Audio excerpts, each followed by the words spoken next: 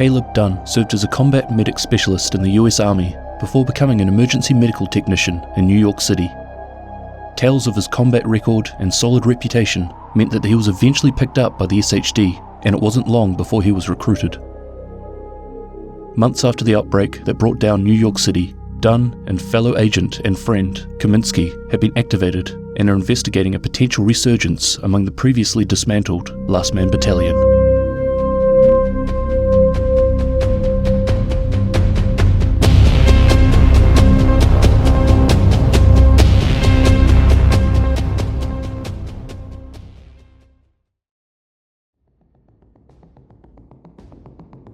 The LMB leader, Charles Bliss, is dead, and the surviving forces have been scattered by the division and JTF. However, months later, reports were beginning to show an increase of LMB activity. It seemed as if they were starting to rebuild. And one of the largest concerns was the noticeable increase in weapons and technology they suddenly had at their disposal. So agents Dunn and Kaminsky made it their mission to find and put a stop to this new supply. Their initial intel suggests that it's Keener, but he has since fallen out with the LMB after abandoning them during an attack by the division and has since left the city long ago. Regardless, they've been given some information on a warehouse that is of particular interest to the LMB, and this could be potentially where they are storing the weapons, or better yet, where their unknown supplier is hiding out. With a backup of JTF support, they plan an assault on the heavily guarded warehouse. Sweeping through the building, Dunn focuses on clearing the lower levels, while Kaminsky secures the upper floors. Rapidly eliminating LMB troops before they have time to react, Dunn receives a call over his earpiece from Kaminsky, primary target located. Dunn confirms and immediately starts making his way to his location, but before he is able to catch up, there is a commotion and the comms cut out. Breaking a window, Dunn quickly and carefully peers into an office. There before him, he finds Kaminsky standing in the middle of the room with a woman dressed in black, holding a knife to his throat. As Dunn attempts to talk her down, she begins slowly backing out of the room towards the door, all while keeping the knife pressed up closely against Kaminsky's throat.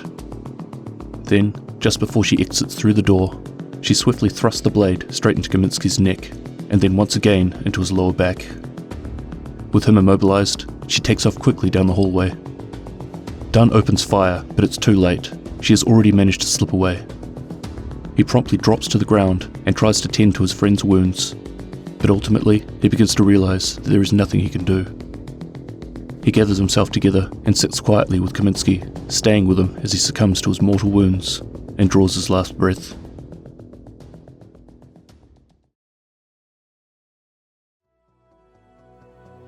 Dunn goes to visit an informant who has loose ties to the LMB, hoping that he may have some information about the identity of this woman. He began to realize during their altercation that she wasn't just another street thug trying to take advantage of the situation. She was fast, well-trained, and knew exactly what she was doing. Arriving at the apartment building, Dunn finds the informant. His throat has been slit, and he's been left to bleed out on the chair.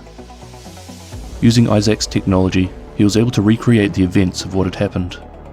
It was the same woman. She had gotten to the informant first. Looking closely at the echo projection, he tried to find anything that could hint at her identity, but her face doesn't match anything in the database, so she can't be a rogue SHD agent. But, given the state of the country, if she isn't an agent, what is she? Then suddenly Isaac pipes up, listing off a number of trace chemicals that have been found at the scene. Copper sulfate, chlorine dioxide, polydimethylsiloxane. These are all substances that are used in water treatment. Contacting Fei Lau through the comms, Dunn asks for the location of the nearest water treatment facility. He knows it's a long shot, but it's all he has at this stage.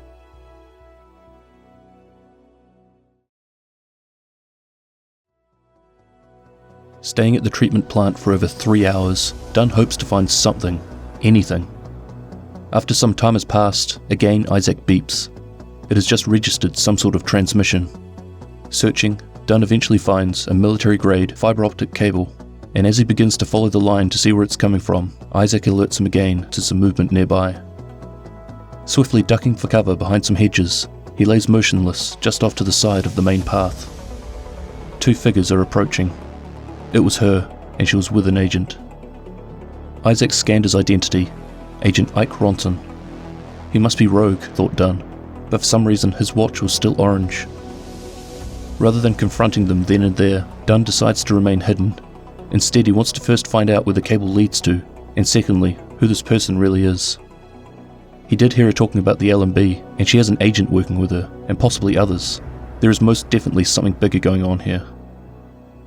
His search of the cable eventually leads him down a manhole and into the underground service tunnels. There, Dunn finds a room, and by gaining access to the door control panel, he accidentally sets off an alarm protocol. Figuring he should have at least a few minutes before the unknown woman returns, he decides to proceed onwards and swiftly enters. His suspicions are correct. She is very obviously well connected and a part of something much bigger at play. There are maps of Manhattan, the eastern coast, and there are photos of division agents all over the walls.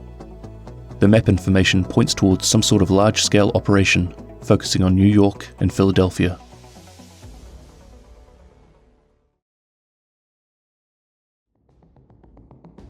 On top of a desk, there are division watches, once owned by SHD agents. Dunn could only imagine what had happened to them. But he wasn't able to think about this for long. Bursting into the room and firing a vector, the woman had returned. Rapidly returning fire, Dunn advanced towards her position and promptly knocked the weapon out of her hand. In that same motion, she grabbed hold of his arm and using his own momentum, threw him over her shoulder, causing him to come crashing down on top of a desk.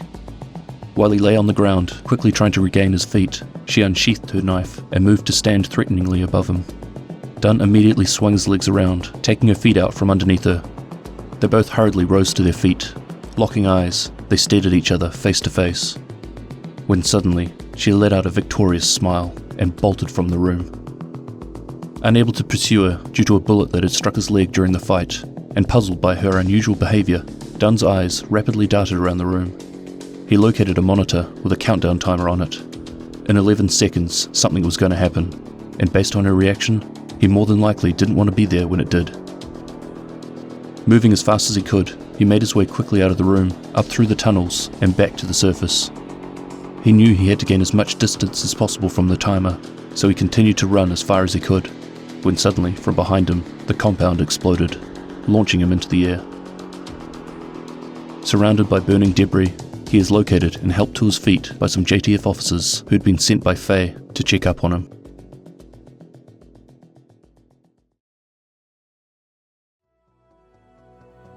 Back in the SHD base of operations, Dunn has been patched up by medical staff. His Isaac was completely destroyed by the blast, and nothing he witnessed has been able to be extracted from it. But he knew what he had seen.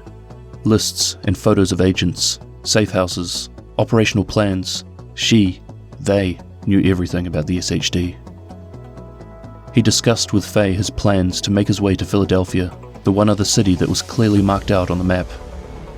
Although the passing of time is helping to heal the loss of his friend, he plans to find out what this woman was up to, and when the time is right, avenge his death.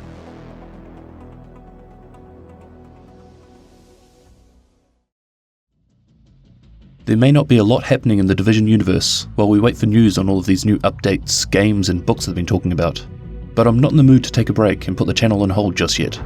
And there isn't really any other games that interest me right now, so I'm using this opportunity to catch up on a number of subjects that I never got around to at the time, and the Extremis Malice series is one that is well overdue.